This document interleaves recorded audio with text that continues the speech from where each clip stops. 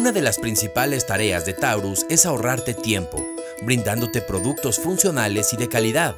Primero identifiquemos las partes que componen a nuestro extractor para que sea más fácil y rápido ensamblarlo y limpiar sus piezas. El prensador sirve para deslizar las frutas o verduras en la boca de alimentos. También nos ayudará a comprimir con seguridad cualquier alimento. Para quitar la boca de alimentos, jala los cierres de la tapa, con firmeza desliza hacia arriba y déjalos caer. El diseño y material de los seguros hará que sea fácil retirarlos. Una vez que retiramos la boca de alimentos, quitamos el filtro del eje del motor, siempre tomándolo por las orillas. Retiramos la tapa con cuidado para no tirar nuestra bebida. Finalmente retiramos los recipientes de jugo y pulpa.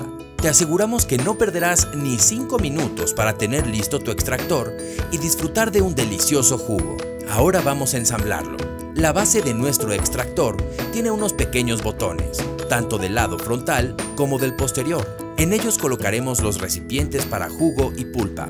Después embonamos la tapa y nos aseguramos que los bordes de los recipientes encajen en los orificios. Colocamos el filtro sobre el eje del motor y lo presionamos ligeramente por las orillas hasta que se escuche un clic. Luego acoplaremos la boca de alimentos. Enganchamos los cierres de la tapa y tiramos hacia abajo. Finalmente colocamos el prensador en la boca de alimentos. Ahora sí, a disfrutar de nuestra bebida. Recuerda lavar las piezas siempre que uses tu extractor. También te recomendamos limpiar el filtro del extractor después de cada vaso de jugo.